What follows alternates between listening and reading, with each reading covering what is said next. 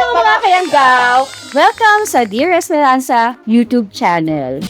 Nandito na naman tayo sa panibagong araw, panibagong storya at panibagong may enjoy ninyong mga kwento. Mga kayanggaw, handa na ba kayo para sa kwento ni Annie and Let's start! Let's start! Isang mapagpalang araw po sa inyong lahat, Miss Esperanza, at sa lahat ng tagapagsuporta ng channel na ito. Ang kwentong ibabahagi ko ay hindi tungkol sa akin, kundi tungkol sa tiyuhin kong babaylan.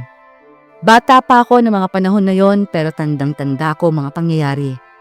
Madalas kaming magkasama dahil lumaki ako sa poder nila lolo. Apo po ako sa tuhod ni Lolo Theodore. Ako nga po pala si Annie at ito ang aking kwento. Chonggaldo, bakit po tayo nandito sa mga kakahuyan? Hindi ba ang kwento nila maraming mga engkanto rito? Hala, ayan na nga po. Nararamdaman ko na po ang presensya nila. Nagsisitayuan po ang mga balahibo ko. Ano ba, kumalma ka lang, Ani. Hindi tayo nandito para gambalain sila, ha? Nandito tayo para patahimikin sila. Nang sa gayon ay hindi sila makakalabas sa kanilang mga tirahan. Bilib din ako sa'yo. Ang lakas ng pakiramdam mo, ha?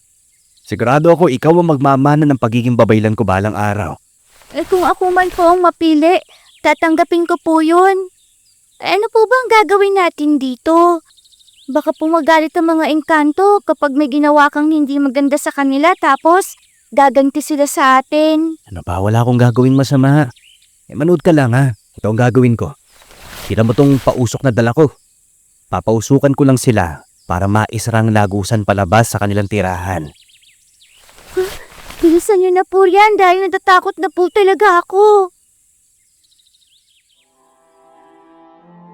Kapatid ng nanay ko si Chonggaldo. Sa kanilang magkakapatid, si nanay ang panganay, ngunit patay na ang aking ina, kaya't iniwan ako sa poder nila lolo. Parang ama na ang turing ko sa kanya, mabait, mapagmahal, at higit sa lahat ay magaling na babaylan. Pagkatapos ng magritual sa gitna ng kakahuyan, ay umalis na rin kami kagad. Nasa kalayuan pa lang kami, nakita na namin si Lolo na nag-aabang sa amin. Ay, mabuti naman at nakabalik na kaya.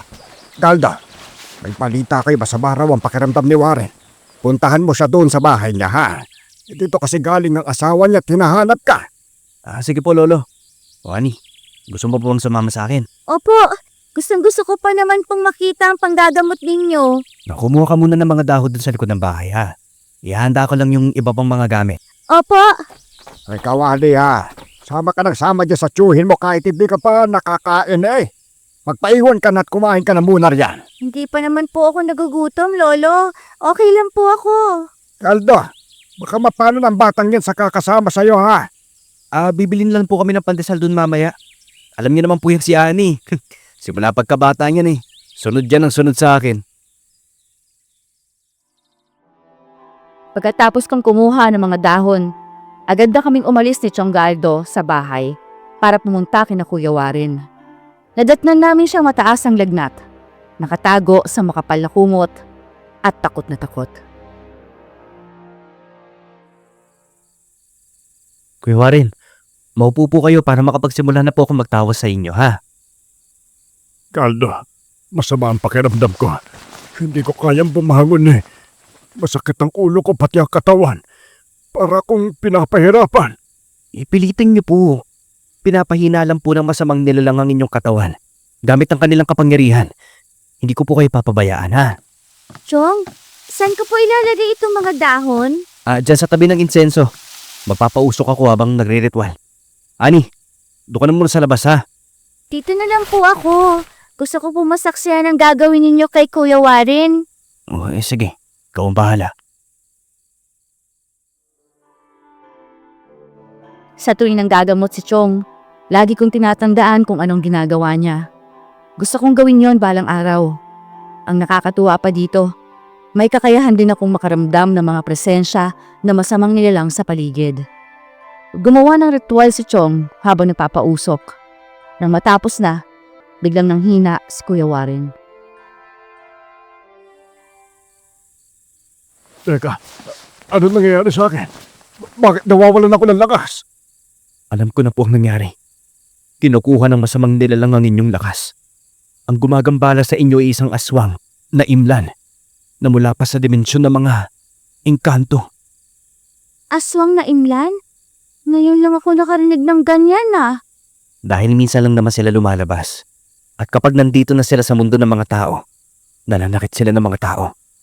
Pinapatay at kinukuha ang kanilang lakas. Pero huwag kayong mag-alala.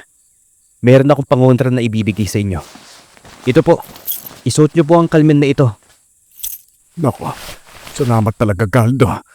Sana nga'y tuluyan na akong gumaling. May gagawin pa po akong ritual para po maprotektahan kayo ng kalmen. Chong, doon na po muna ako sa labas ha. May nagtitingdang juice po kasi. Gusto ko po uminom. Sige lang. Nang makalabas na ako, napansin kong isang matandang babaeng pulubi. Kumakain siya ng pagkain na mula sa basurahan. Bumili ako ng juice at lumapit sa kanya para bigyan siya. Ale, ito po oh. Uminom po kayo nito para po malamigan po ang sikmura ninyo. Ay maraming salamat, iha. Ay sa wakas, makakainom na rin ako ng palamig. Kanina ko pa nga pinagmamasdan ng palamig na yan pero wala akong perang pambili. Ay, kawawa naman po kayo. Yang kinakain ninyo, mukhang panis na po yan eh. Ay, oo, pero wala akong magawa kundi kainin kaysa mamatay ako sa gutom. Kaya nga po. Sige na po ha, aalis na po ako. Mag-iingat po kayo. Hintayin niyo lang pong yumaman ako. Tutulungan ko po kayo. Ay sana nga, malayo ang marating mo, iha. Mabait ka. Mag-aral ka lang mabuti ha, para hindi ka tutulad sa akin. Naging ganito na lang dahil sa kahirapan. Ngumiti lang ako sa kanya at agad na akong umalis. Napalingon pa ako sa matanda at napansin kong parang hindi ito kumukurap habang nakatingin sa akin. Tapos na sa panggagamot si Chong Galdo, kaya umuwi na kami sa bahay. Sumapit pa ang ilang araw, may biglang dumating na babae sa bahay. Wala si Chong Galdo na mga sandaling yon. Umalis sila ni Lolo para pumunta sa kagubatan at maghanap ng mga halamang gamot. Sino yung kasama mo rito? Ako lang po. Sino po ba kayo? Magpapagumot po ba kayo kay Chong?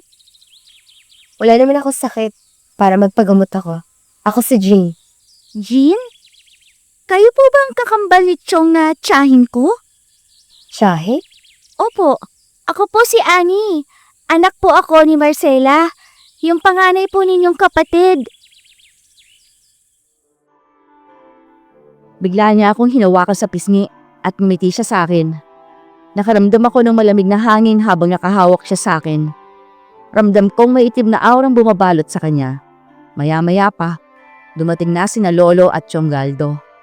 Nagkatiginan sila ni Chong Galdo ng mga sandaling yon, para bang may mainit na tensyon sa pagitan nilang magkapatid.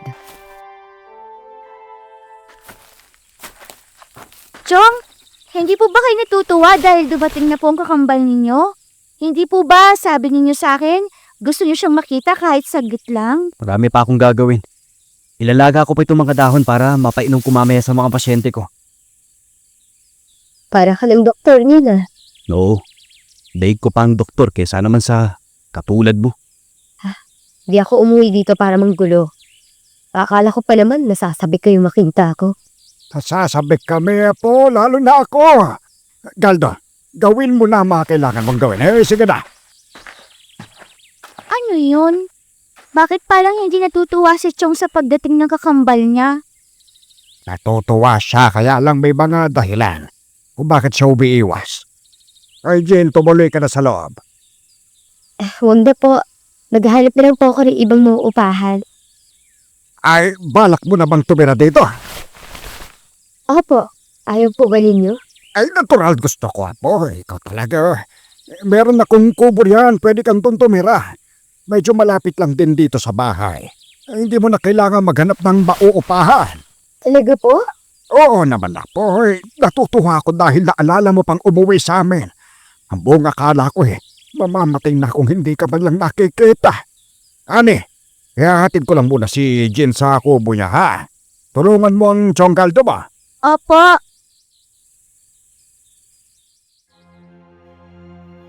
Pinuntahan ko si Chong sa may kusina habang naghahanda siya sa mga halamang ilalaga niya. Gigil na gigil siya sa kanyang ginagawa. Parang galit siya, pero hindi niya yun mailabas. Chong, bakit po ba kayo nagagalit? Hindi niyo po ba gustong dumating ang kapatid niyo? Gusto ko. Pero kung pwede lang sana wag mo na siyang tumira rito. Yang si Jin kasi aswang yan eh. Aswang? Kaya pala nararamdaman kong may itim na aurang bumabalot sa kanya kanina. Maaari kami maglaban kapag dito siya tumira. Hindi siya pwedeng dito. Dahil ang gusto ko, tahimik lang ang baryo. Hindi naman po ata siya mangbibiktima. Dapat lang. Dahil akong tatapos sa kanya. Nang makabalik si Lolo, naikwento niya sa amin ni Chong kung bakit lumipat si Tita Jean sa baryo namin. Sabi niya hinahabol raw siya ng mga tao doon sa baryong pinanggalingan niya. Kaya siya pumarito. Umaasang makatago. Hindi naman siya habulin ng mga tao kung wala siyang nagawa na hindi maganda, di ba? Kung sa bagay po, Chong, no? Tama po kayo. Galdo, masaya ako dahil nagpakita siya sa atin. Malay mo mababago natin siya. Umaasa pa po ba kayo, Lo? Oo naman na po. Parehas ko kayong apo wala kong pagpipilian sa inyong dalawa. Parehas ko kayong mahal.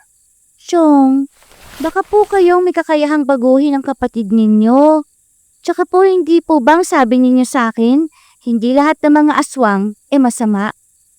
Paano pala kung kasama siya dun sa mga hindi masasamang aswang? Kagaya nga na sinabi ko, hindi siya hahabulin ng mga tao kung hindi siya masama. Ano ba binabalak niya? Dito siya maghahasik ng lagim sa baryo natin. Aba, hindi ako papayag dun, Lo.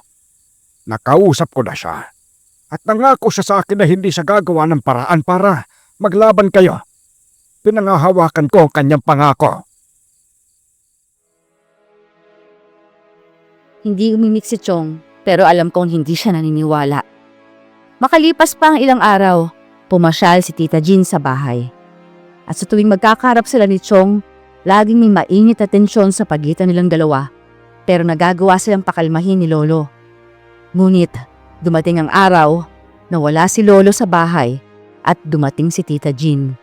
Doon sila nagkumprontahan ni Chong. Lumabas na pareho silang may galit sa isa't isa. Magkapatid tayong dalawa at ayaw ko nandito ka. Dahil baka anong magawa ko sa'yo. Galdo, kagaya nga rin sinabi ko, hindi ako nandito para ibagsak ka.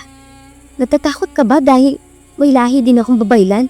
At alam mo, kayang-kaya kitang talunin sa labanan? Hindi lang ang tulad mo ang makakatalo sa akin, Jean. Wala si Lolo eh. Bakit hindi natin subukan? Hinahamon mo ba ako, ha? Tama na po yan, huwag na po kayo mag-away.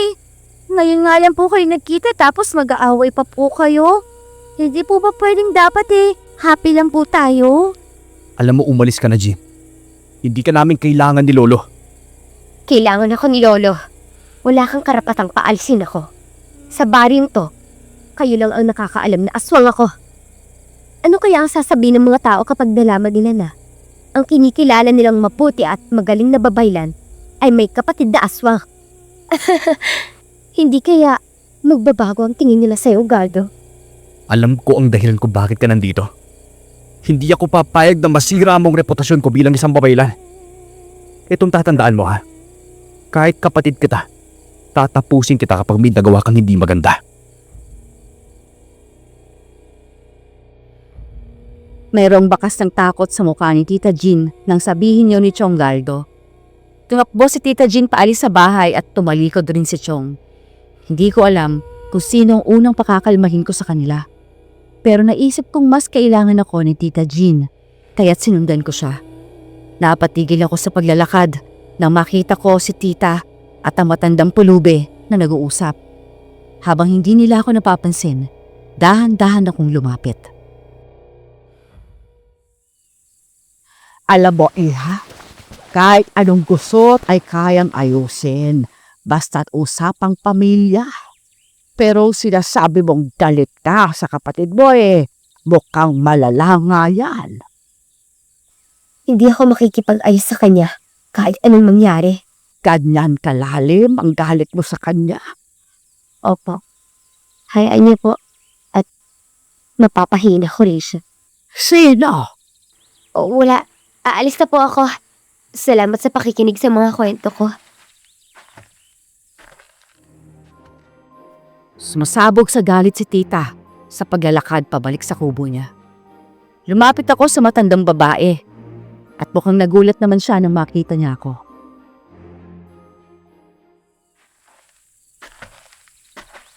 Ale, tsahin ko po yun. Naikwento niya po ba sa inyong galit niya sa tsuhin ko? Galdo. Galdo ang pangalan nung ikinukwento niya. Opo, si Chong Galdo po. Ay nakasalubong ko siya, kaya humingi ako ng pagkain. Ay tapos ayun, naglabas ng sama ng loob. Nakinig lang naman ako sa kanya, baka kasi walang mapagkwentuhan. Ah, ganun po ba? Nagkasagutan po kasi sila ni Chong Galdo. Ay, hayaan mo na, ganyan talaga ang mga magkakapatid. Kapag may tampuhan, ay pasasaan at maaayos din naman ang lahat. Sige po, maiwan ko na po kayo. Hindi ko na po siya susundan. Uuwi na lang po ako sa amin. Ako nga pala si Risa. Ako naman po si Annie. Mag-iingat ka sa mga pinagkakatiwalaan mo, ha?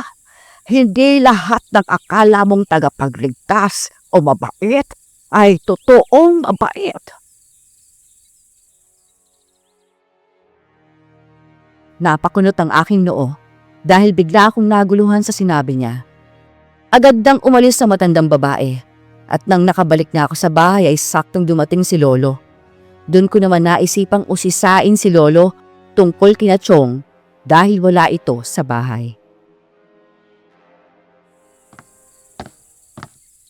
Lo, wala naman po si Chong dito kaya malaya po ako magtanong. Bakit po ba hindi sabay lumaki si Chong at si Tia Jean? Paano po ba sila nagkahiwalay? Ay, mahabang kwento yon. May mga bagay talagang kailangan gawin kahit labag sa kalooban ko noon. Wala akong intensyong masama dahil pinaghiwalay ko sila. Para ito sa kabutihan nilang dalawa. Kayo po nagpahiwalay sa kanya? Oo, Apo. Ako ang may kasalanan ng lahat. Pwede bang huwag na natin pag-usapan dahil inuusig ako ng konsensya ko dahil sa nagawa ko Kayo naman po nagsabing wala kayong masamang intensyon. Kaya bakit po kayo makukonsensya? Gusto ko pa nga po sanang itanong sa inyo kung paanong ipinanganak si Tita Jean bilang isang aswang tapos si Chong naman isang babaylan. Ang anak kong babae nagkagusto sa isang aswang. Babaylan ang anak ko dahil babaylan ng nanay niya. Ngayon, may kapangyarihan ng aswang na yon upang hindi matuklasan ng anak ko ang kanyang pagkaaswang. Nahulog siya sa bitang ng aswang at nagkaanak pa sila. Sa tingin niyo po ba, totoong minahal ng aswang ang nanay ni Chong? Sa tingin ko, oo. Kaya lang kailangan nilang maghiwalay dahil nga hindi sila pwede magsapa. Ay nako, bata ka pa, kaya kahit ipapaliwanag ko sa iyo lahat ng to hindi mo naman ito maiintindihan. Marami po akong naiintindihan na hindi niyo na po kailangang ipaliwanag, Lo. Okay lang po kung ayaw ninyong sabihin ang lahat. Tutulong na lang po kay Chong Galdo sa pagbibigay ng gamot sa mga taga-baryo. Sinando ko si Chong sa center at maraming taong humihingi ng gamot na ibinibigay niya. Sa gitna ng paghahati niya sa mga gamot para mabigyan ng lahat, munti ka na siyang matumba. Mabuti na lang at nasalo siya ni na Kuya Warren at Ate Nora. Galdo, ay mukhang pagod ka na. Magpahinga ka rin kaya. Hindi po ako pagod. Bigla lang po ako nahilo. Paano ba naman po? Galing kayo sa kagubatan, tapos naglaga pa ng mga halamang gamot na yan. Pagkatapos, dito na naman po kayo. Kulang na po kayo sa pahinga. Ano ba, ayos lang talaga ako, Ani. Huwag ka na mag-alala. Umuwi na po muna tayo, Chong. Pwede naman pong ipagpabukas ang gawain na ito. Oo nga naman, Galdo, bukas na lang ulit ha. Hindi pwedeng ikaw ang magkasakit, lalo na pinapagaling mo kami. Ani, dalihin mo na ang tsuhin mo pa uwi. Sige na, Galdo. Umuwi ka na at magpahinga. Bumuntong hininga si Chong at sumama rin sa akin sa bahay. Agad siyang pinayuhan ni Lolo na magpahinga. Pero parang hindi siya makapaniwala sa nangyayari sa kanya. Lo, ito pong unang beses na parang humihina ako. Manghihina ka talaga lalo na kapag pagod ka. Halos araw-araw nandun ka sa kagubatan eh. Di ka nga mapirme dito sa bahay. Yung sarili mo kulang na rin sa alaga. Paano po ba naman kasi gusto ni Chong araw-araw makakatulong siya sa mga tao? Mahiga na nga po kayo, Chong. Ihatid ko po kayo sa kwarto nyo, ha? Hindi, wag na. Kaya ko pa naman. Ani, kumuha ka na lang ng tubig doon sa kusina ha. At dalhan ng Chong Galdo mo sa kanya kwarto. Opo. Pumasok na si Chong sa kwarto niya. Pagkakuha ko ng tubig ay agad ko itong dinala sa kanya. Bukas ang pintuan, kaya't nakita ko siya kagad. Nakatayo sa harap ng salamin. Nagulat ako nang marinig ang kanyang pinagsasabi tungkol sa kanyang sarili.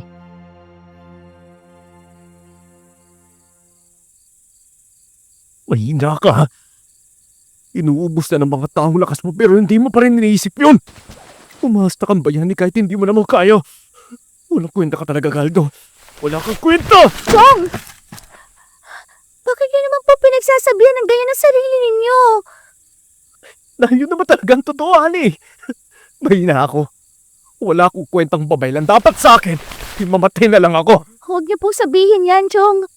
Ngayon lang naman po nangyari na hindi niyo natapos ang ginagawa ninyo dun sa barangay kanina. Kasi nga mahina ako. Katulad rin ako ng nanay ko mahina at walang may bubuga. Wala akong kwentang babaylan. Wala. Nabitawan kong baso na may lamang tubig. Pagbagsak ng baso, bumagsak din si Chong. Nawala ng malay, kaya sumigaw ako sa sobrang takot.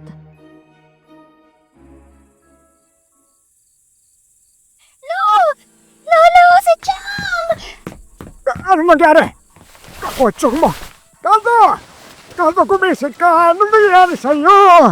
Hindi ko po alam kung ano nangyari sa kanya, Lolo. Basta po kanina nagsasalita po siya, tapos bigla na lang po siyang bumagsak. Tulungan mo akong buhatin siya para maipahiga natin siya sa kama. Dalian mo po. Opo, Lolo. Parang hindi po si Chong nagsasalita kanina. Ano? Opo, tinatawag niya pong mahina ang sarili niya dahil sa nangyari. Bantayan mo lang siya rito, ha? Kukuha ako ng dahong pantapal sa ulo niya. Kailangan ko rin siyang hilutin at lagyan ng nagis ang kanyang katawan para bumalik ka kay malay niya. Tinapalan ni Lolong noon ni Chong at hinilot nga niya ito. Matagal bago bumalik ang malay ni Chong, kaya natatakot na kami. Hindi tumitigil si Lolo sa paghilot sa kanya kahit pagod na siya at pinagpapawisan. Makalipas ang kalahating oras, nagising na si Chong. Nagtataka kung bakit parang nababahala kami.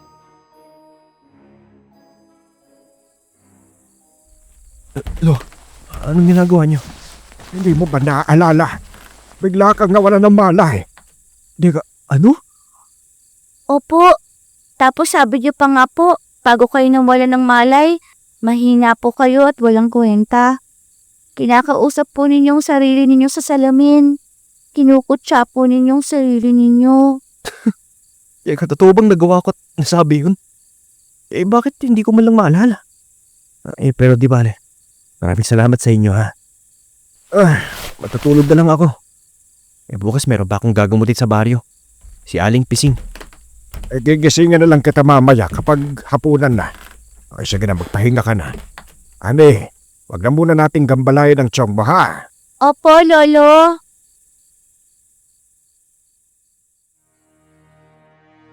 Hindi na rin nakakain si Chong ng gabing yon dahil masarap ang tulog niya. Pagsapit ng umaga, naganda na siyang umalis ng bahay para gamutin si Aling Pising. Sumama ako sa kanya, pero nararamdaman kong matamlay ang kanyang katawan.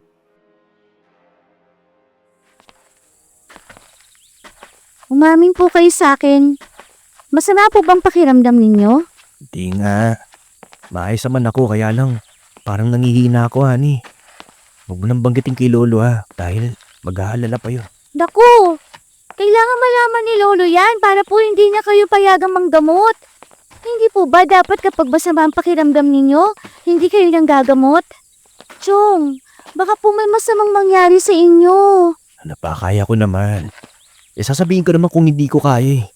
Basta, atin-atin lang ang sinabi ko sa'yo ha. Opo.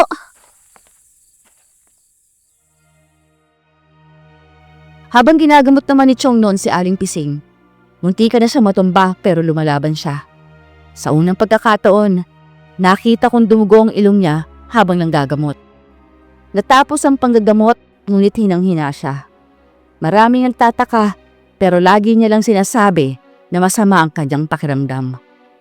Nang makarating kami sa bahay, nakatulog agad siya sa sofa. Si Galdo talaga hindi na nakarating sa kwarto niya. Dito na lang natulog sa sopa. Lo, alam niyo po, nangako po ako kay Chong na hindi ko to sasabihin sa inyo. Kaya lang po kailangan kong sabihin. Masama daw po ang pakiramdam niya. Tapos kanina dumugo po ang ilong niya habang nanggagamot. Muntik na nga po siyang matumba eh. Ano? Baka may tinatagong sakit ang lalaki niya na tindi nagsasabi. Yun na nga po iniisip ko, Lo eh.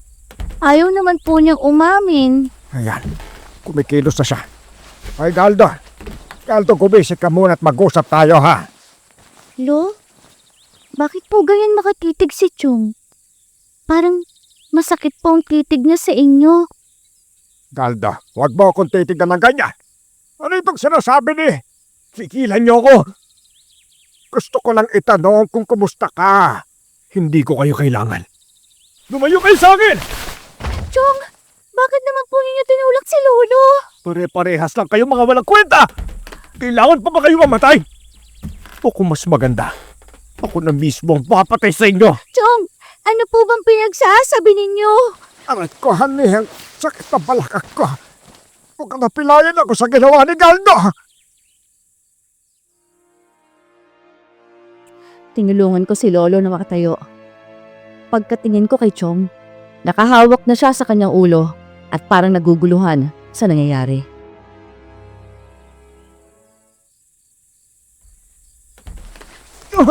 Rico, sakit ang ulo ko!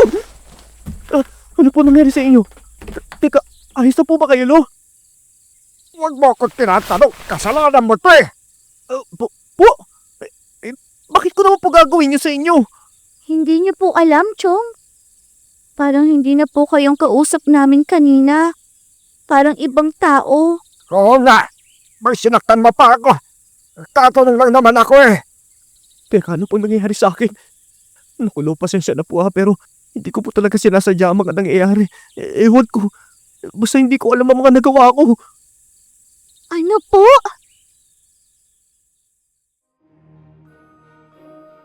Naguluhan din ako sa nangyayari kay Chong. Yun na po ang pangalawang pagkakataong wala siyang naalala sa mga nagawa niya. Hinayaan lang namin siya ni Lolo at inintindi dahil alam naming pagod siya. Nang sumapit ang umaga, napabalita ang namatay si Aling Pising. Halos maguho ang mundo ng tiyuhin ko nang marinig ang mga balita. Sinisisi niya ang kanyang sarili sa nangyari. Pabaylan ka lang at hindi ka Diyos. Baka kaya hindi mo na isalba ang buhay ni Aling Pising eh dahil hanggang dulo na lang talaga siya. Hindi po, Lolo. Alam ko pong magaling na siya kahapon eh. Nagtataka ako kung bakit yun nangyari sa kanya. Maayos na po talaga siya kahapon eh. Pumalpak ako. Hindi ko nagawa ng maayos ang dapat kong gawin. Chong, huwag na po kayong masaktan. Hindi niyo ako naiintindihan.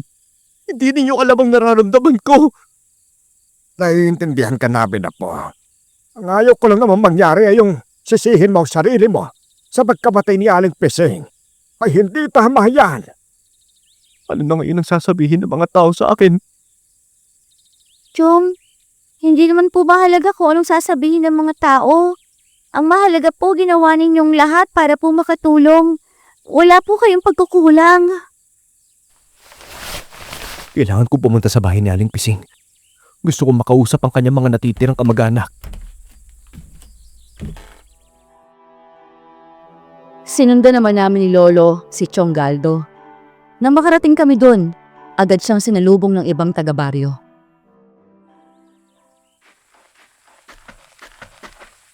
Galdo, alam mo, nagdududa na kami sa kakayahan mo eh. Ano bang nangyari at biglang nanghina ka? Maraming nakakita na halos hindi mo raw kayang gamutin si Aling Pising at pinilit mo lang. Nora, tao lang ang apo ko. Hindi siya robot para hindi makaramdam ng pagod. Kung makapagsabi ka naman pinagdududahan ninyo ang kakayahan niya, parang wala siyang naitulong. Hindi naman sa ganon ang ibig ko sabihin. Ay nagtataka lang ako kung bakit hindi niya kinayang gamutin si Aling Pising. Mabuti na lang at ginamot mo ko kagad bago kam nanghina. Dahil kung hindi baka, namatay na rin ako. Napapagod po kasi si Chong Galdo. Humihingi po ako ng tawad sa mga nangyari. Ginawa ko lang naman po ang lahat ng makakaya ko pero baka nga po tama kayo. Nangihina na ako. Kakausapin ko lang ang kamag-anak ni Aling Pising at aalis na rin po kami. Ramdam kong nalulungkot si Chong dahil sa nangyari. Sobra siya nasaktan sa nangyari kay Aling Pising. Pagkatapos niyang makipag-usap sa pamilya ng matanda, umuwi na rin kami. Nagkataong nandoon si Tita Jean sa bahay. Napatingin siya kay Chong Galdo, sabay buntong hininga nito.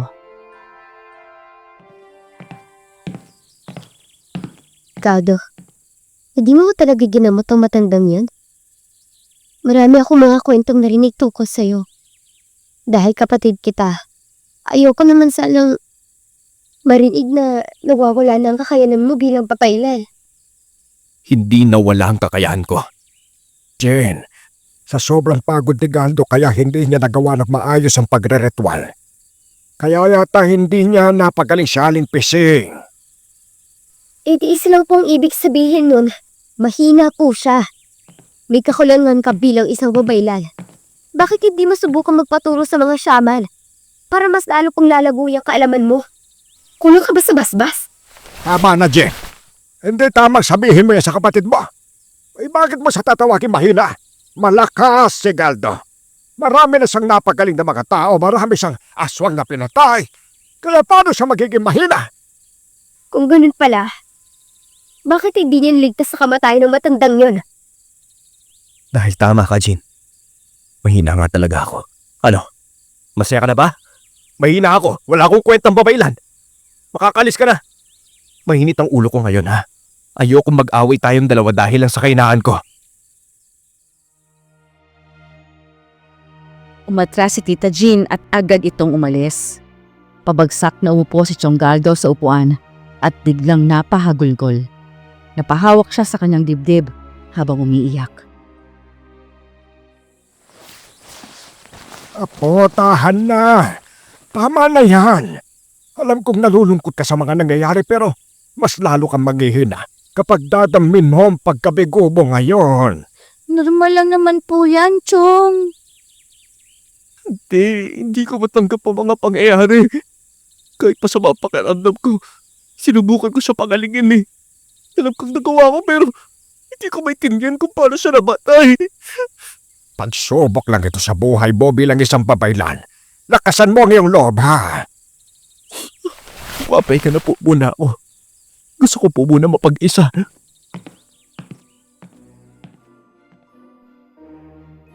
Hinayaan lang namin siya ng mga sandaling yon. Pero may kakaiba akong napansin kay Chong Galdo.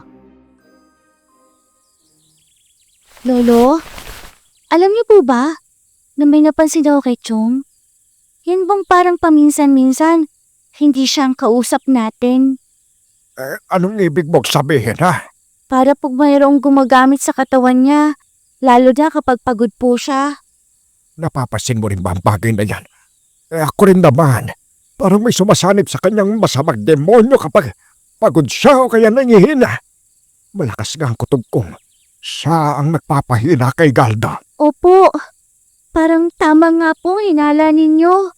Uy, ganito. Bumili ka ng kape doon sa tindahan, ha? Ito ang pera. Parang sumasakit bigla ang ulo ko dahil sa mga pangyayari. Mabilis naman akong umalis pero nakita ko si Aling Risa. Bumili rin ako ng tinapay para maibigay sa kanya. Natuwa naman ang matanda nang iabot ko sa kanya ang tinapay. Ani, kakilala kong tsuhin mo pero siya, hindi niya ako kilala. Gusto ko lang sana magbigay ng payo. Yan ay kung pakikinggan mo ko. Ano po yun? May masamang nilalang na kumukontrol sa kakayanan ng tsuhin mo. Hindi sapat ang kanyang kakayahan bilang babaylan para malabanan yon. Hindi mo ba napapansin ang pagkakaiba niya minsan? Senyales yon na kinokontrol siya. Paano niyo po nalaman ang bagay na yon, Aling Risa? Kasi alam ko dahil nararamdaman ko. Sige po, aalis na po ako. Kailangan pong malaman ni Lolong lahat na sinabi ninyo sa akin. Tumakbo ko na mabilis papunta sa bahay. Nasa pintuan pa lang ako, narinig ko ng malakas sa sigaw ni Lolo. Natakot at kinabahan ako, kaya't nagmamadali akong pumasok sa loob ng bahay. Nadatnan ko si Lolo, sinasakal ni Chong. Apa! Tumakas ka na! Nakikintan mo dyan na naman ang tsuhin mo, ha? Kayo ang demonyo sa buhay ko! Kaya kailangan na ninyong mawala! Kailangan na ninyong mamatay! Tama nga po sinabi ni Aling Risa. Chong, makinig po kayo sa akin. Isa po kayong babaylan kaya hindi kayo dapat magpapatalo sa kapangyarihang kumukontrol sa inyo. Hindi siya makikinig sa'yo dahil nasa katawan niya ako! Aray ka! Ane, tumakas ka na pa! Talian mo! Akmang tatakas na ako nang nahawakan ako ni Chong sa damit. Pagkalingon ko, nagkatitigan kaming dalawa. Ang kanyang mga mata ay parang hindi na sa kanya, kundi mga mata ng isang halimaw.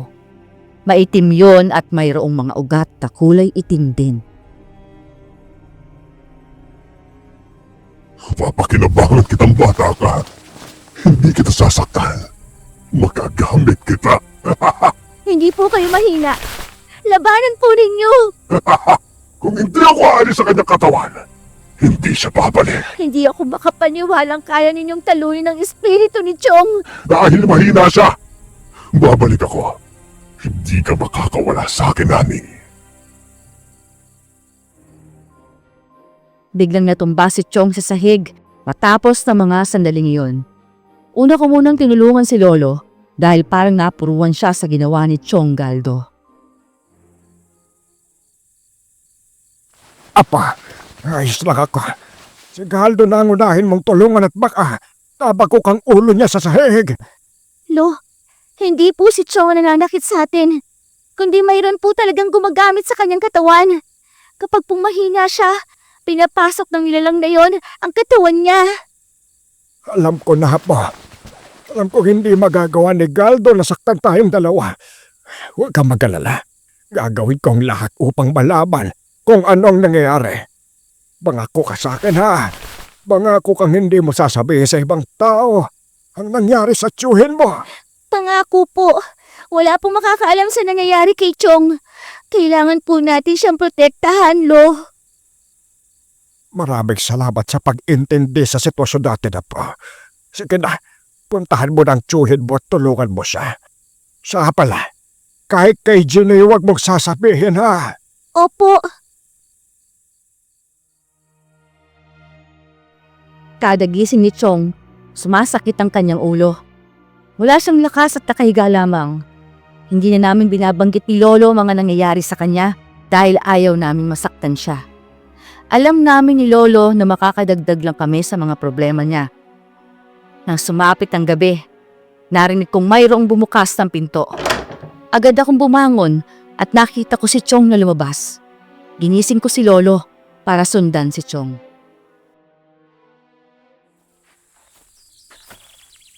Sa puputa lalaking yan, baka may gagawin siyang hindi maganda kaya siya umalis.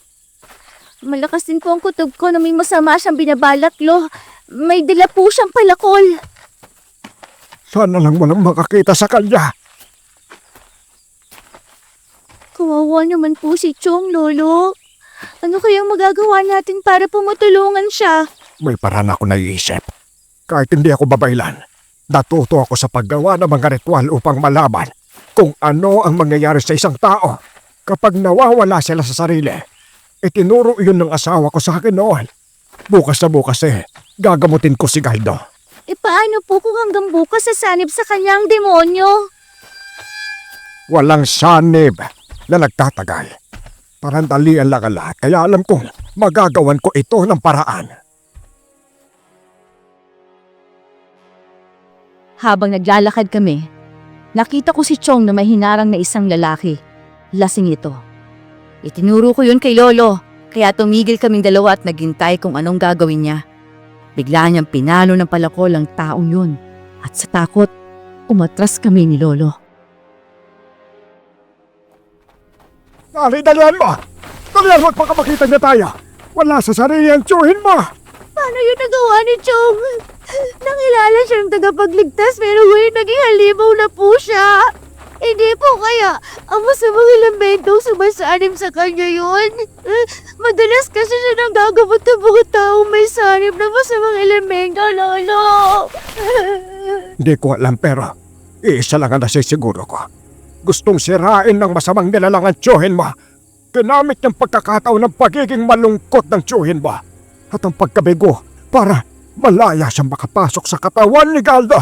Paano naman po kung may biglang darating tapos malaman na ganyan po si Chong?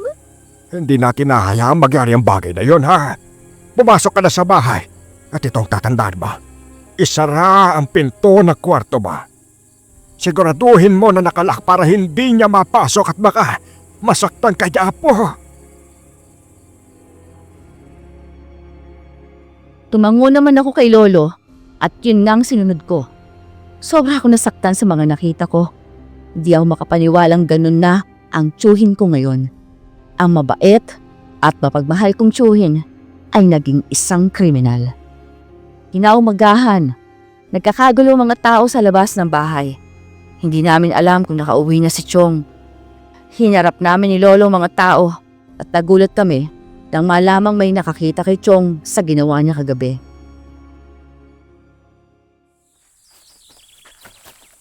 Mang Teodor, mataas ang respeto namin sa apo mo dahil marami siyang naitulong sa amin.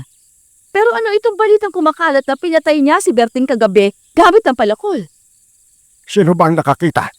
Ihanap mo sa amin. Ihanap niyo sa kanya ang nakakita. Ako ang nakakita sa ginawa ng tsuhin mo kagabi, Ali. Patawarin mo ako. Pero kailangan kong sabihin sa kanila para mag-ingat sila. Ngayon, ha? Itatanggi niyo pa ba na kinakain ng kadiliman ng puso ni Galdo? Paano niyo po nakita, Aling Risa? Nakita ko siyang paparating kaya't nagtago ako. Kitang-kita ko kung paano niya patayin ang taong yun. Kinain niya pagkatapos. Kinain! Wala dito si Galdo. Hindi naman natin alam kung nandito. Lo, bakit po nandito sila? Ano po ang kailangan ninyo? Gusto niyo po bang magpagamot? Tamang-tama, medyo maayos sa po pakiramdam ko ngayon. Sa tingin ko po, kaya ko na po manggamot. Wala na magpapagamot sa'yo simula ngayon, Galdo. Hindi ka na tao, kundi isa ka ng aswang. Ho? Bakit yun naman po ako tinatawag na isang aswang? Kung gusto niyong masagot ang inyong katanugan, magkikita tayong lahat doon sa barangay. May papaliwanag rin ako tungkol sa nangyayari kay Galdo. Sasabihin niyo na po sa kanila? Oo, para hindi nila husgahan ang tsuhid mo dahil sa nangyayari.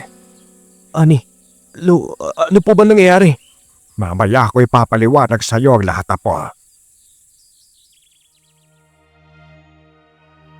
Pinaalis ni Lolong lahat ng taga-baryo at dinala si Chong sa loob ng bahay. Sinabi namin sa kanya ang lahat ng ginawa niya kaya nabigla siya at hindi alam ang gagawin. Kagaya ng madalas na nangyayari, wala siyang maalala kahit na ano. Doon na rin nagpaalam si Lolo kay Chong na kung maaaring magawan niya ito ng ritual upang malaman namin ang totoong nangyayari sa kanya. Isa akong babaylan, Lo. Hindi po ba dapat akong gumawa ng paraan kung paano may salbang sarili ko? Apo, wala kang kakayahang gamutin ang sarili mo. Hayaan magtulungan kita, saglit lang naman ito. Chong, may nakakita po sa inyo kagabi. Ayoko po sanang maging halimaw kayo sa tingin nila. Paano ako gagawa ng mga bagay na yun? Bakit ako nawawala sa sarili ko? Yan nga din po ang pinagtataka namin ni Lolo. Ang alam po namin malakas ang pundasyon ng katawan ninyo dahil isa po kayong babaylan. Kaya nga eh. Paano ako masasaniban?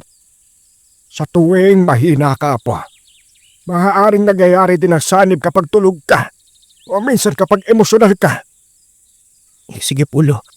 Gusto ko rin po malaman kung anong sumasanib sa akin eh. Ang aswang ba, engkanto o demonyo?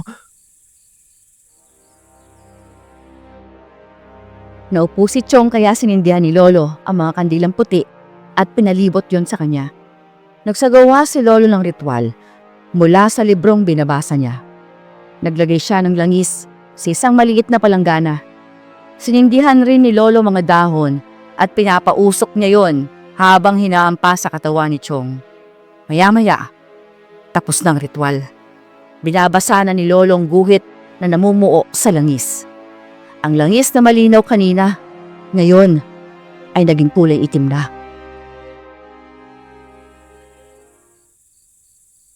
Lo, ano pong nakita niyo? Galda, ang sumanib sa iyo ay hindi masamang elemento o demonyo kundi isang aswang. Aswang? Oo, tignan mo ito. Alam kong kaya mong basahin ng nabuo rito sa langis. May kakayahan ba ang mga aswang na sumanib? Meron. Pero hindi ko alam kung anong uri ng aswang ang sumasanib sa akin. Ginagawa niya ang sanib kapag mahina ang katawan mo, Galdo. Habang nag-uusap kami, mayroong kumatok sa may pintuan. Kinausap ako ni Lolo na kahit sinong dumating ay huwag hayaang pumasok sa bahay dahil kailangan ni Chong na magpahinga. Pagbukas ko ng pinto, bumungad sa akin si Tita Jean. Nasaan si Lolo at Galdo?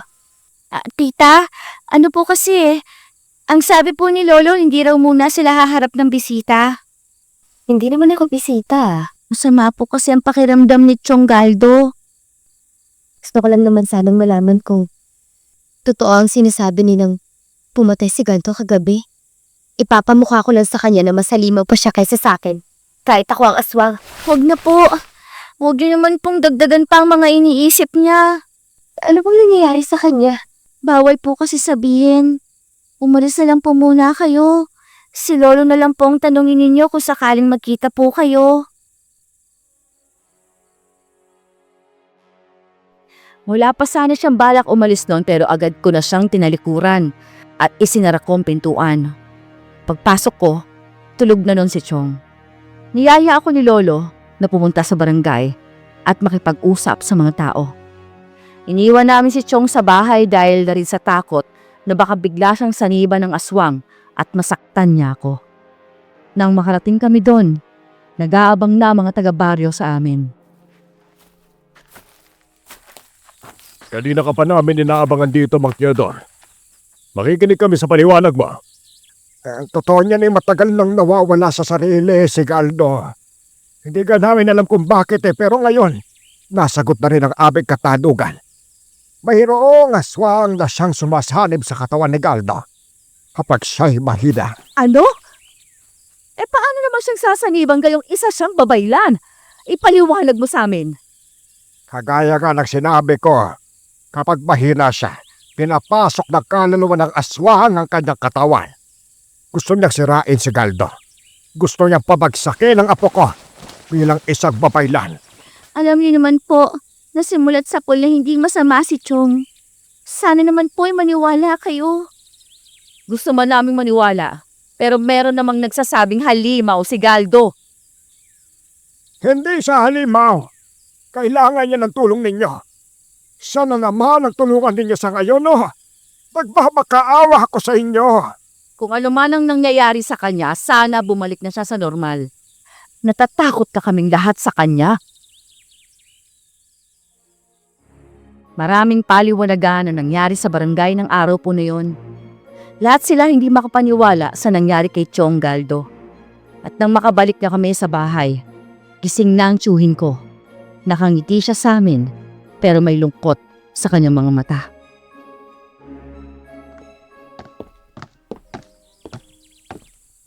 Saan po kayo galing, no? Doon sa barangay. Alam na nilang nangyayari sa'yo. Yung iba naiintindihan ka pero meron talagang natatakot na baka masaktan mo sila. Bakit kaya nangyayari sa akin ang mga bagay na tulo, no? Ang alam po, ginawa ko lang naman ang parte ko bilang isang babaylan, eh. Pero bakit parang pinaparusahan ako ng ganito? Apo, mas lalong nasisiyahan ang aswang kapag ikaw mismo ang nagpapahira sa sarili mo. Lakasan mo lang ang loob mo. Nag-uumpisa ka lang namang nagkaganyan simula nang sisihin mo ang sarili mo sa pagkamatay ni Aling Pisigi. Mabalik pa kayang tiwala ng mga tao sa akin? Oo naman po, Chong. Lahat po sila dun sa barangay walang ibang dasal, kundi sana hindi ka na masaniban. Sa totoo lang po, kayo lang ata itong walang tiwala sa sarili ninyo eh. Ako po kasi may tiwala po ako sa inyo. Huwag kayong magpadaig sa halimaw na aswang na yon. Sisirain niya ang kabutihan at reputasyon mo kapag alam niyang kaya kanyang matalo. Labanan mo ang pagpasok niya sa katawan mo. Huwag mo nga hayaang ikulong niya ang kaluluwa mo sa isang hawla sa loob ng ilang minuto. Huwag mo hayaang gamitin niya ang katawan mo sa kasamaan. Isang umaga, biglang dumating si Ate Nora sa bahay. Kami ni Lolong humarap sa kanya dahil natutulog na naman si Chong. Hindi namin siya pwedeng gisingin, lalo na't alam naming may malala siyang problema. Kaya mas pinipili niya ang matulog. Mang Chodor, may malagang bagay akong sasabihin sa inyo. Ako mismong nakakita nito ha, kaya sana'y maniwala kayo. Yung kakambal ni Galdo, nakita ko kagabi. Kausap niya yung matandang pulube. Pwede naman kung kausap niya. Baka binigyan niya ng pagkain o kaya tubig na mahiinom. Oo nga po. Madalas naman din po kasi nanghihingi yung matanda na yun eh. Kung gusto niyang tumulong, hayaan yun na. Mabait kang talaga si Jen. Hindi po. Ano kasi, ewan ko ba kung maniniwala kayo sa akin pero parang aswang ang itsura ng apo ninyo nang makita ko silang nag-uusap. Yung matanda naman parang hindi natatakot sa kanya. Teka, ano? Opo, malakas ng kutob kung pareho silang halimaw, kaya sila nagkakaunawaan. Teka Dora, wag mo nang sabihin ang iba pang nakita mo ha. Ano kasi, baka nagmamalit mata ka lang. Hindi ko naman po sinabi sa iba, kaya nga sa inyo ko unang sinabi. Ang gusto ko lang malaman ay kung talagang aswang si Jean, o baka naman nagkakamali lang ako.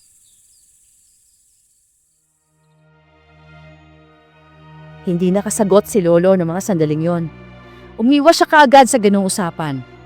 Nang makaalis na si Ate Nora, pinapasok ako ni Lolo sa bahay. Honey, sa totoo lang meron na akong pinaghihinalaan kung sino ang aswang na sumasadip sa tiyuhin mo. Sino naman po? Si Jane mismo. Alam kong hindi magandang paghinalaan ko siya kasi apo ko rin siya. Pero parang alam na alam niya kung kailan mahina si Galdo. Hanggat walang ebidensya, hindi ko siya ididiin. Kaya kailangan nating mahuli sa akto si Jen. Magkapatid po sila. Kaya bakit niya po sisirain ang pagiging babaylan ni Chong? Dahil may galit siya sa kapatid niya. Pero sana lang hindi si Jen ang may gawa. Sasabang loob ko sa kanya kapag nalaban kong siyang sumisira sa kapatid niya. Alis na muna ako, Ani, ha? Saan naman po kayo pupunta? Maghahanap ako ng halabang gamot doon sa kagubatan. Kailangan yun ni Galdo para may maitapal siya sa ulo niya kapag masakit. Opo. Habang wala si Lolo, naisipan ko umikot sa baryo. Dinala ko ng aking mga paa sa kubo ni Tita Jean. Nadatnan ko siyang nakaupo habang kumakanta. Mukhang maganda ang mood niya dahil maaliwalas ang kanyang muka. Mabilis siyang napalingon sa kinaroroonan ko at ngumiti sa akin.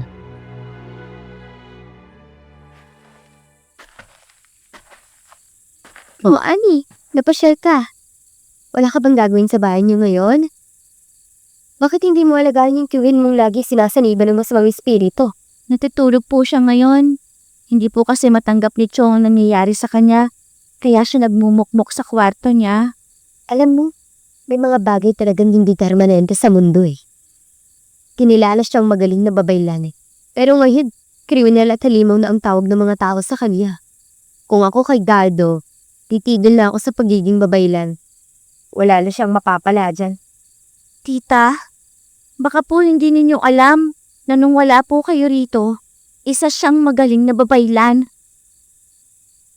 At ngayon nandito na ako, hindi na siya magiging magaling. Mabuti nga at nangyari ang bagay niyan sa kanya. Karma niyan sa lahat ng ginawa niya. Ginawa? Kanino po ba siya may nagawang hindi maganda?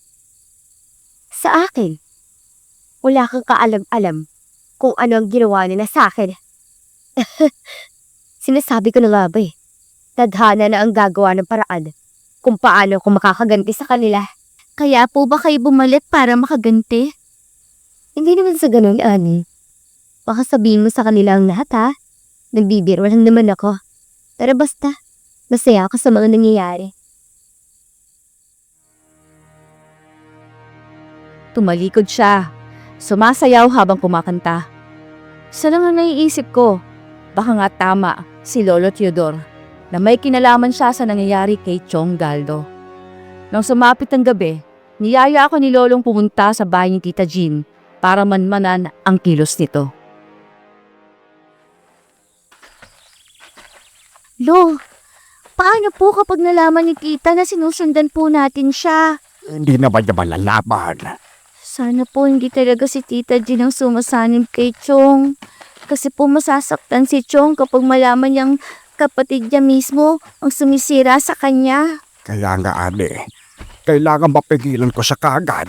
Opo, gawin niyo po yun, Lo. Sana po magkabati na po sila magkapatid. Yan din ang inaasahan ko, Ani. Sana lang talaga ay magkabati na sila para imbis na may laban magmahalan sila at magkaintindihan. Nang gabing yon, nakita naming naglakad si Tita Jean papunta sa kagubatan. May mga bitbit siyang gamit na hindi namin alam kung saan gagamitin. Sinundan lang namin siya hanggang sa nakarating kami sa pinakadulo ng gubat. May naamoy kaming masangsang at malansa. Doon yata nanggagaling ang amoy na yan sa mga patay na hayop na nakabitin sa mga kahoy. Lo, bakit po marami mga patay na hayop dyan? Alam ko na ang ginagawa ni Jen. Nag-aalay siya pero bakit naman? Tingnan niyo po, nakaluhod siya sa lupa tapos para pong nagdadasal. Nagsisimula siyang gumawa ng kakaibang ritual. Ritual ng kadiliman. Kailangan ko siyang pigilan. Lo, baka po mapahamak kayo. Hindi. Alam kong hindi ako sasaktan ni Jen. Galit lang siya kaya siya gumagawa ng bagay na hindi niya pinag-iisipan. Kayo pong bahala. Pero nag-aalala lang po ako para sa inyo. Huwag ka mag-alala. Sabay tayong magpapakita sa kanya. Halika na po. Kailangan natin siyang pigilan bago pa niya magawang ipasok ang kanyang kaluluwa sa katawan ng tiyuhin mo ngayon. Lumapit kami kay Tita Jean, pero hindi niya kami napansin. Lumakas ang hangin sa paligid at halos matangay kami ni Lolo. Magkahawak kaming dalawa. Alam ko na ang hangin ay nagmumula sa kanyang kapangyarihan mula sa kadiliman.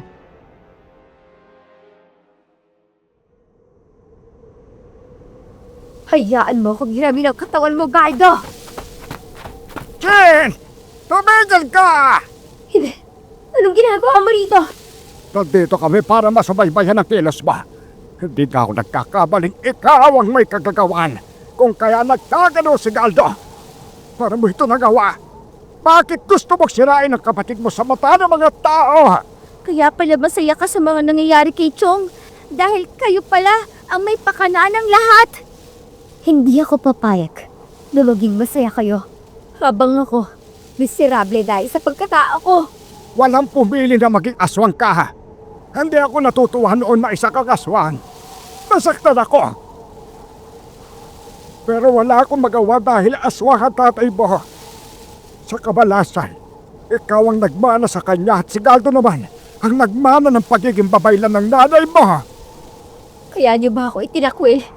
Dahil alam ninyo isa akong halimaw. Itinakwil! Walang nagtakwil sa'yo! Sinungaling! Nagpalit Alyosha bilang isang aswang at takmang sasalakay sa amin. Hindi niya rin itinuloy. Tinakot lang niya kami. Sige! Saktan mo ako! Patayin mo ako kung ikagagaan ang pakiramdam mo! Sige na pa! Tapusin mo na ang taong nagpadala sa'yo sa iyong ama! Huwag po, tita. Huwag niyo po saktan si Lolo. Halos araw-araw simula nang magkamalay ako, saksi ako kung paano po siya nagiging malungkot dahil hindi po niya kayo nakikita. Hindi po totoong sinasabi ninyong itinakwil niya kayo. Kahit si Chong Galdo, matagal niya pong pinangarap na sana po'y makita kayo. Patawarin mo ko sa mga nagawa ko, Jin. Kailangang malayo kayo sa isa't isa dahil magkaibang daan na tinatahak ninyo. Si Galdo lang ang inalagaan ninyo dahil siya ang mas mahalaga sa inyo. Hindi totoo ang iniisip mo. Kung bibigyan mo ko ng pagkakataong magpaliwanag, magpapaliwanag ako. Nagsisisi rin ako kung bakit kita pinadala sa tatay mong traidor.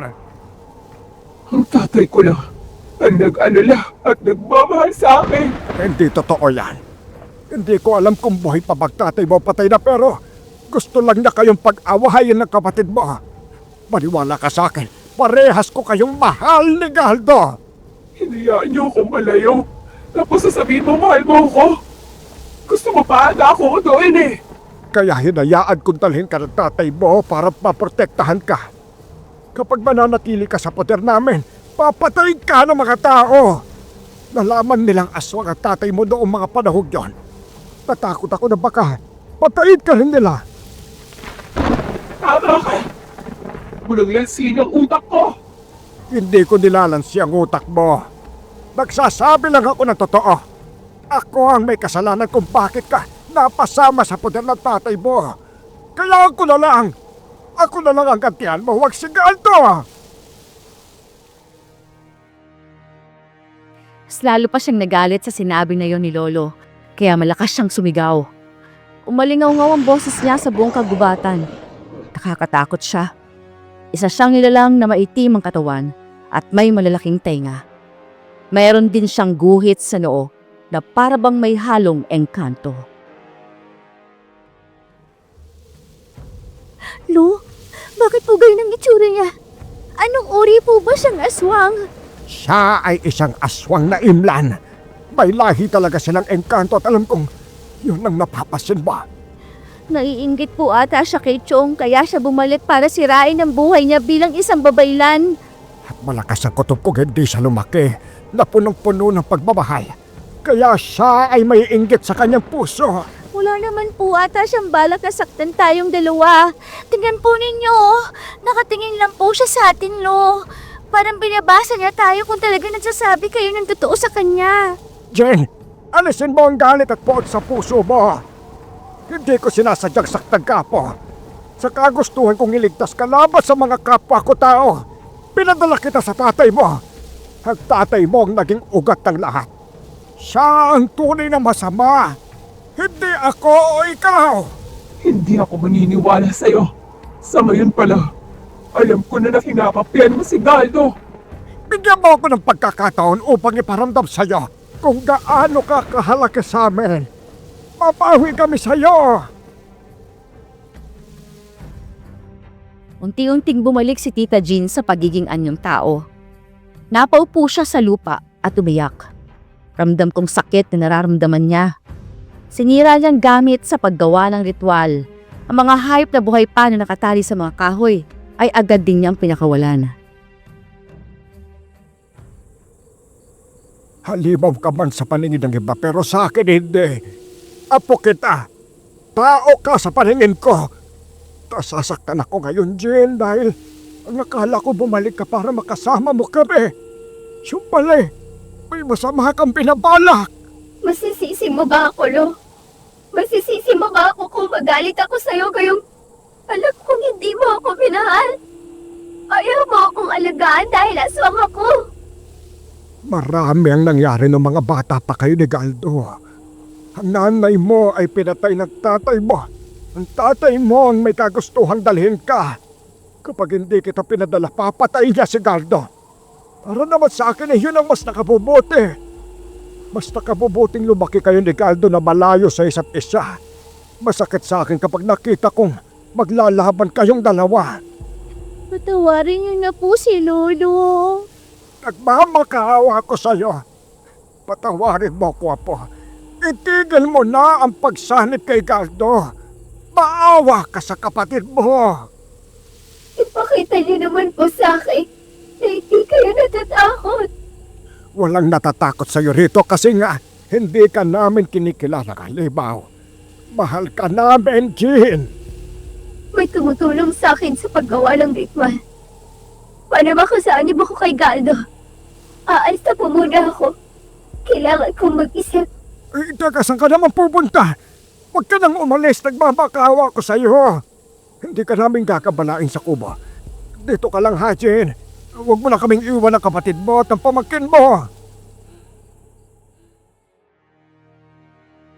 Tumalikod siya sa amin ni Lolo, pero naging palaisipan sa aming dalawa kung sinong tumutulong sa kanya sa paggawa ng sanib. Umuwi kami sa bahay. Gising si Chong habang nakaupo sa may sofa at naghihintay sa amin. Saan naman po kayo galing? Delikado po sa labas lalo na kapag gabi Apo, kamusta ng pakaramdam mo? Ay, naku, simula ngayon. Hindi ka na sasaniban, ha? Paano niyo naman po nasabing hindi ako sasaniban? Nakilala na po namin ang aswang na sumasanib sa inyo, Chong. Ginagawa niya po yun para po makapaghiganti. Hindi lang po kasi siyang nagsasagawa ng ritual para makasanib siya, kundi meron pa pong tumutulong sa kanya. Sino bang sumasanib sa akin? Si Jean, ang kapatid mo. Nakausap na namin siya at hindi na niya itutuloy ang dapat pagsanib niya kanina. Huwag kang mag-alala po. Magiging maayos din kayo ng kapatid mo. Teka, gusto ko naman po siya makausap. Huwag na muna sa ngayon. Bigyan muna natin siya ng pagkakataon upang maisipan niyang mali ang ginagawa niya. Tumango naman noon si Lolo. Naalala ko si Aling Risa. Kapag magbibigay siya ng payo sa akin noon, parang may alam siya sa nangyayari. Nang kami na lang ni Lolo ang nag-uusap, binanggit ko yun sa kanya, si Aling Risa. Sinabi ko rin sa kanyang lahat ng sinabi ng matandang babae sa akin noon tungkol kay Chong Galdo. Kung sa tingin mo'y may alam siya, mas magandang magtanong ka sa kanya. Opo, bukas na bukas po hahanapin ko po siya sa baryo. Sana po mapatawad na ako ni Jean. Sabik na akong iparamdam sa kanya kung gaano ko siya kamahal. Mapapatawad po niya kayo, Lo. Alam ko po yun. Sabik din naman po siya sa pagmamahal ninyo. Pero mas sanaig lang po ang galit niya dahil wala pa siyang alam sa mga nangyari noon. Ay, magpahinga na tayo.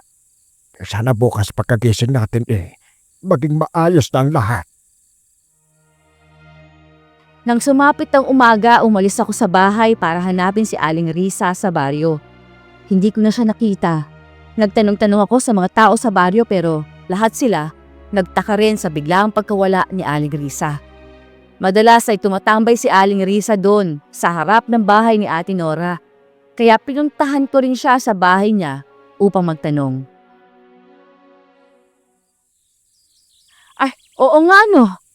Bakit kaya ilang araw ko nang hindi nakikita si Aling Risa? Parang hindi ko nga siya napansin at kung paano siyang nawala. Kaya nga po. Saan naman kaya ang matandang yun?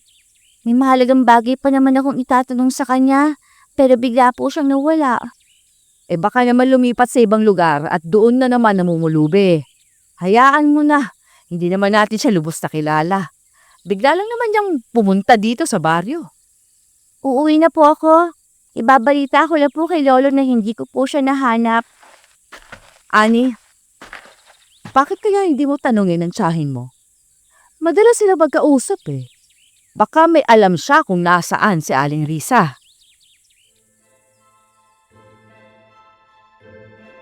Bumalik na ako sa bahay at ibinalita kay Lolo na wala na si Aling Risa sa baryo. Niyaya ko naman siyang puntahan si Tita Jean para matanong ito tungkol sa matandang pulube.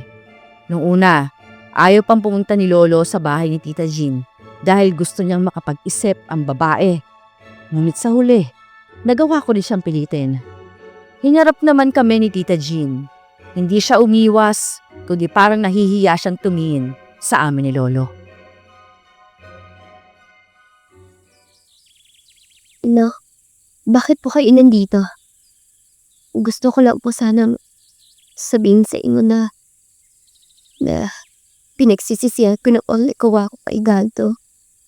Alam ko po nagsasabi kayo ng totoo dahil napanaginipan ko ang nanay namin kagabi. Talaga? Napatawad mo na kami? Opo, pasensya na po talaga. Aalis na lang po ako para bumalik ang katahimikan sa baryo niyo. Kung mananatili ako rito, baka mayroon pang mapahamak Apo, hindi mo kailangang umalis. Mabubuo na tayo. Oo nga naman po. Makakasama ko na po kayo, kaya wag na po kayong umalis. Kaya na kasi, natatakot ako.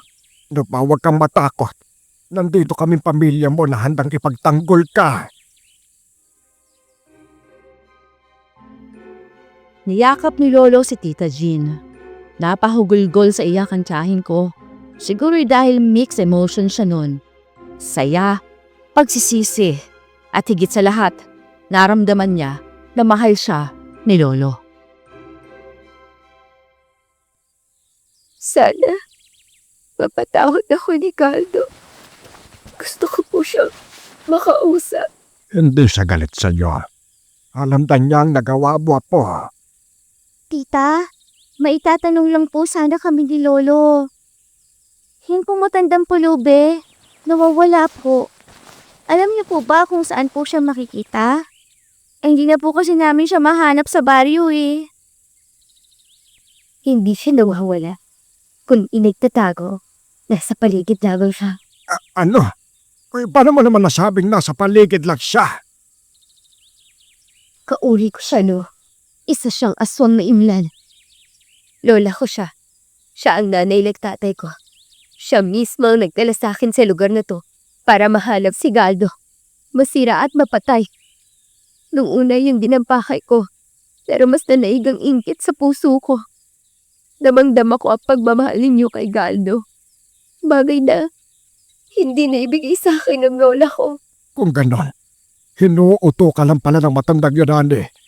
Kinukuha niya ang loob mo para masira ang pamilya natin. Kaya pala may alam siya sa lahat ng bagay. Kailangan ko umalis. Para aalis din siya. Ayoko mapahamak ang kapatid ko. Hindi niya ako magagamit para mapatay si Galdo. Kaya meron siyang bagong target. At sino naman ang target niya? Kilala mo ba? Hindi ko alam kung anong binabalak niya. Basta ang alam ko, galit siya sa akin dahil hindi ko kayo pinatay kagabi. Gusto ko sumama sa inyo ngayon. Gusto ko makausap ang kapatid ko at makahingi ako ng kapatawaran sa kanya. Nang umagang yon, isinama ni Lolo si Tita Jean sa bahay. Nagkaharap sila ni Chong Galdo.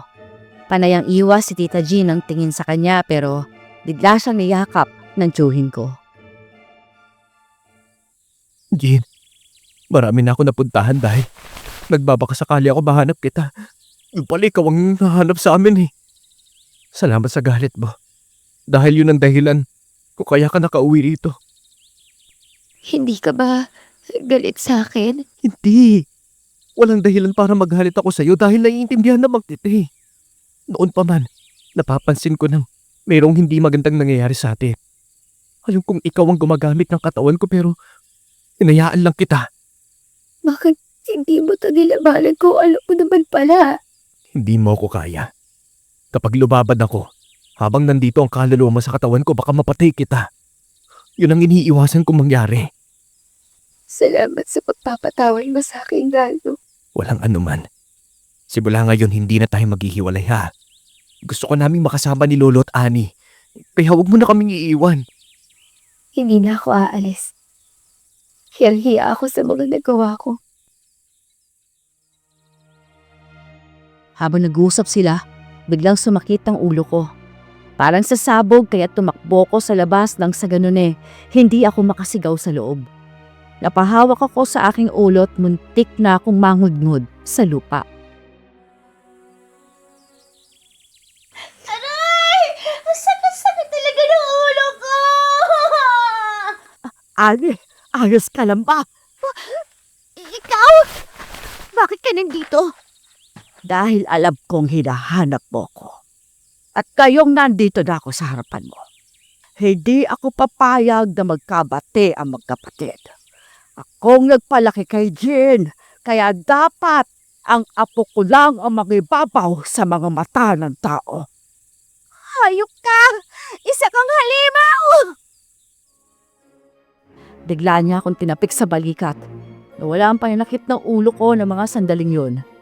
Nakangiti lang siya sa akin. Parang nahihipnotismo ako sa kanyang mga mata, pero pinilit kong labanan yun. Hindi mo ako makukontrol. Hindi ako mahina. Pumasok ka sa loob. Patayin mo si Galdo ngayon na mismo. Ayoko! Hindi ako susunod sa'yo! Inuutusan kita.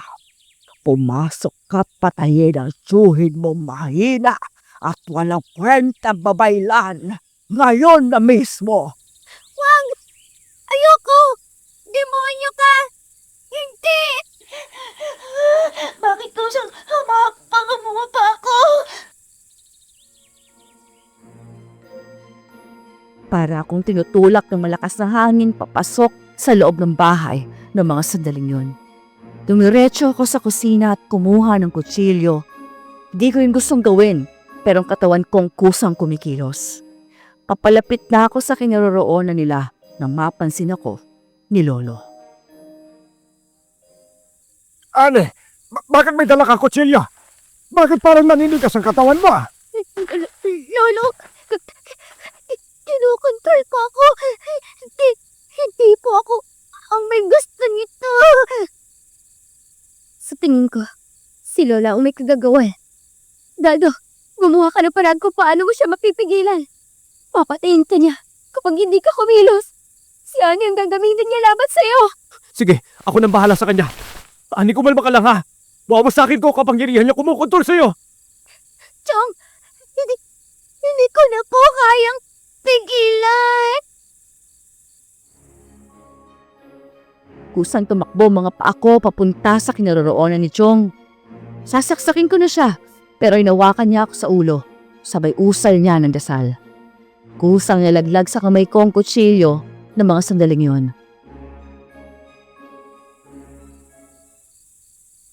Mamayang gabi, siguradong pabalik siya. Para tapusin ang simulan niya. Hindi ako magpapatalo sa kanya, Jean. Apo, ang lakas mo. Kahit nasa kontrol ka ng aswang, nagagawa mo pa rin lumaban. Nakita ko po siya sa labas at tinapik niya po ang balikat ko. Tapos bigla na po niya akong nakontrol. May kakayahan talaga siyang kontrolin ng isang tao. Kapag tinapik nila ang balikat nito, ganun din ako. May ganyang kapangyarihan rin ako, Ani. Paghahandaan ko ang pagdating niya mamayang gabi. Sana malalo ka. Laban sa kanya kapatid ko. Hanggang sumapit ang dilim, inaabangan na ni Chong ang pagdating ng aswang na imlan sa aming bahay. Habang wala pa, ay nagsasagawa siya ng ritual bilang proteksyon sa kanyang sarili. Isang malakas na kalabog ang aming narinig mula sa bubungan. Lumabas kaagad si Chong kaya't sumunod kami ni Lolo sa kanya. Nakita namin ang isang matandang nilalang na bumaba mula sa bubungan. Alam kong nakapaghanda ka sa pagdating ko ngayong gabi, Galdo. Talagang pinagandaan kitang halimaw ka. Walang iya ka. Pati ang pamangkin ko. Dinamay mo pa sa kasamaan mo. Magbabayad ka sa lahat ng mga nagawa mo. Hindi ako natatakot sa isang gaya mo, Galdo. Nagpapanggap kang kaawa-awa dito para mapalapit ang loob ng apo ko sa'yo. Mabuti na lang at nalaman namin kaagad kay Jane. Maikaw pa lang nagplano ng lahat. Ang apo ko talagang hindi nag-iisip. Dinala ko siya dito hindi para magiganti, kundi para mapatay ka, Galdo. At kapag wala ka na, wala nang makakapigil sa plano ko. Hindi matutuloy ang plano mo sa baryong iniingatan ko. Lalabanan kita ng walang patalim. Puro lakas lang. Alam kong kaya kitang matalo. Mabilis na sumugod si Chong sa kinaroroonan ng aswang. Ang aswang ay biglang naglaho, ngunit alam kong malakas ang pakiramdam ng tiyuhin ko. Kaya niyang mailagan ito kung sakaling biglang umatake ang aswang. Kumuha kami ni Lolo ng asin at bawang para isaboy sa aswang. Ito para sa'yo! Lintik ka! Huwag ka mangyalam sa laban namin! Humanda ka sa akin! Lolo! Yan ang nababagi sa'yo! Ayos lang ako, Andy. Sapuhin mo lang siya ng asin at bawang. Dalihan mo! Sinunod ko naman ang inuutos ni Lolo. Sinabuyan ko ng asin at bawang ang aswang kaya't umangil ito sa sakit. Sinugod siya ni Chong. Malakas niya itong sinuntok sa tiyan at likuran. Tumalsik ang aswang ng mga sandaling yon, pero mabilis pa rin itong umatake pabalik. Nasaktan si Chong nang kalmutin niya ito sa leeg at sa balikat. Malakas ang aswang na imlan na yan. Kailangan mong tulungan ng tiyuhin mo. Natatakot po ako lumapit sa kanya. Baka po kasi... Pero, sige po. Handa din po akong ibuwis ang buhay ko para kay Chong. Hoy! Aswang! Dito ka naman umatake! Hinahamon mo ko? Oo! Hinahamon kita. Eto ang para sa'yo! Ayan! Tama lang na masunog ka dahil isa kang demonyo! Bagay na bagay sa'yung tingnan na nasasunog ka! Lintik kang bata ka! Hindi ka rin pala mapapakinabangan, kaya papatayin kita!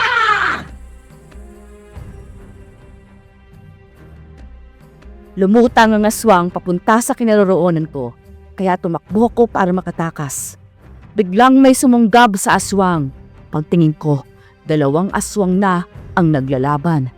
Isa sa kanila, si Tita Jean. Tumigil ka, Jin! Ako ang kakampi mo! Hindi kita kakampi! Ginamit mo lang din akong hayop ka! Handa ka putang na loob! Pinalaki mo akong may galit sa kanila. At ngayon, tatapusin ko na! Walang hiya ka! Tatapusin mo ko! Pwes, ikaw ang unang tatapusin ko!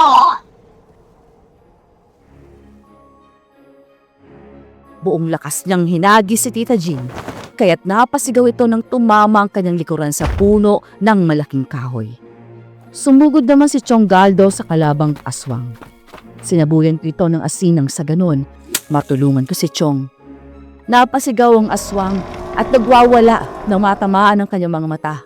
Doon sinuntok ni Chong sa lalamunan ng aswang.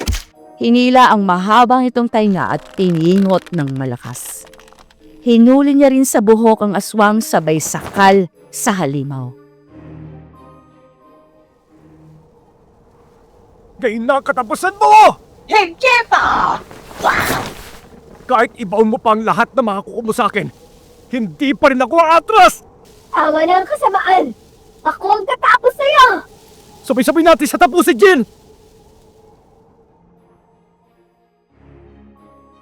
Sinalakay nilang sabay ang matandang aswang. Nanghina ang aswang ng kalmuting ito ni Tita Jean sa likuran, braso at dibdib. Hindi naman tinantala ni Chong Galdo sa pagsuntok ang aswang hanggang sa bumagsak ito sa lupa.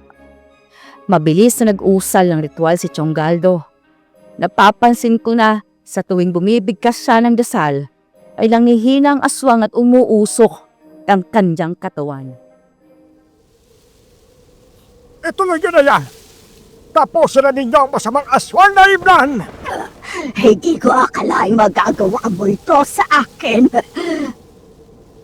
Dahil naiintindihan ko, Lola. Hindi mo naman talaga ako minahal. Gusto mo lang akong gamitin sa kasamaan mo. At ang masakla pa, balak mong agawin ang katawan ko sa akin. Salamat dahil binuhay at pinalaki mo ang kapatid ko. Ngayon, ilalagay na kita sa dapat mong paglagyan! Jean, huwag mong hayaang patayin niya ako. Huwag! Maawa ka sa akin. Lola mo ko. Kaya hindi mo ito dapat gawin! Tinapos na ni Chong ang ritual at lumabas ang itim na usok sa bunganga ni Aling Risa. Biglang bumagsak ang katawan nito sa lupa at nawalan na ng hininga. Ang katawan ay biglang naagnas, bagay na hindi ko maintindihan dahil kamamatay niya pa lang pero naaagnas na siya. Bakit po ganun kabilis maagnas ang kanyang katawan? Dahil hindi naman sa kanya ang katawan na yan. Ginamit lang niya ang sisimlag para makapamuhay dito sa mundo natin. Tapos na ang lahat. Babalik na ang lahat sa normal. Kailangan po nating gamutin ang mga sugat po ninyo. Ay, kaunting sugat ng ito kaya huwag kang mag-alala ha. Bukas ng umaga, kusang maglalaho ang katawan niyan. Salamat talaga sa inyo ha. Kami ang dapat na magpasalamat. Tinulungan mo ako lumaban sa lola mo. Tinulungan mo akong patayin siya. Ginawa ko yun para makabawi ako sa nagawa ko sa inyo. Pagkatapos ng pangyayaring yon, unti-unting bumabalik ang lakas ni Chong. Nagsimula na rin siyang kumuha ng mga halaman sa kagubatan.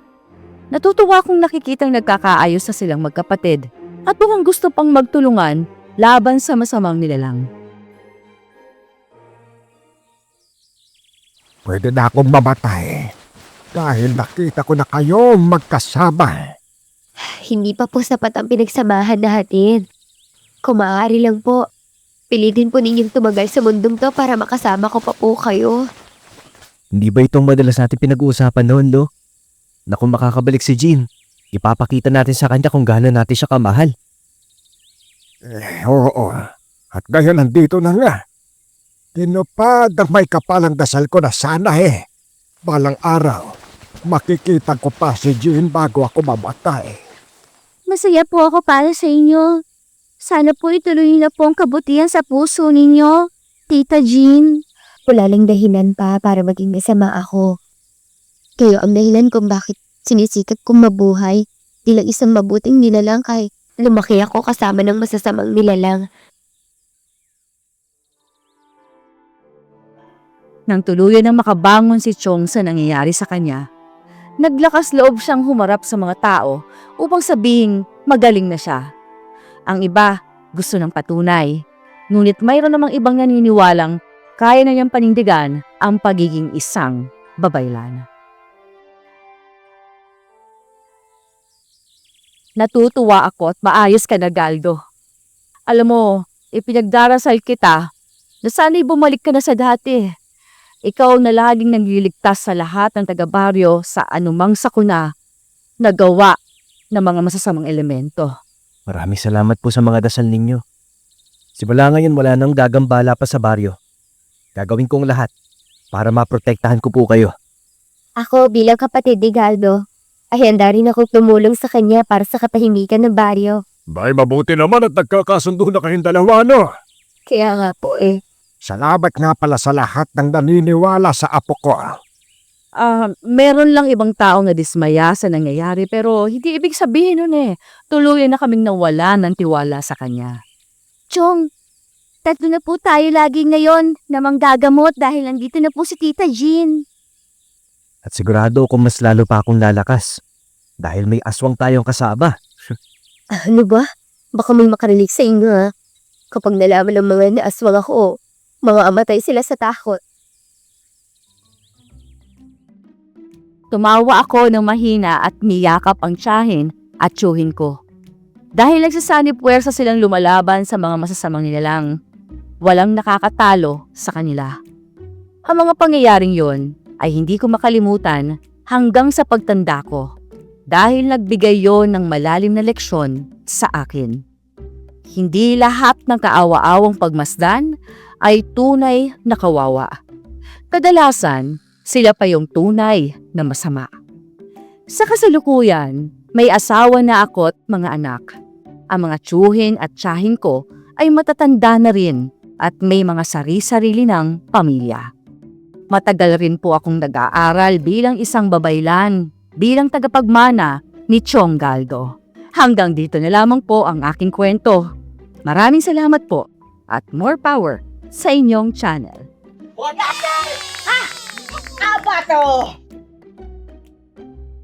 Fight kung fight ang family na ito. Diba? Teamwork. Oo. Pero nakakatuwa lang din kasi sa huli, family pa rin yung naig. Diba? Nanaig pa rin ng love. Love for the family, fight for the family, yung ganyan.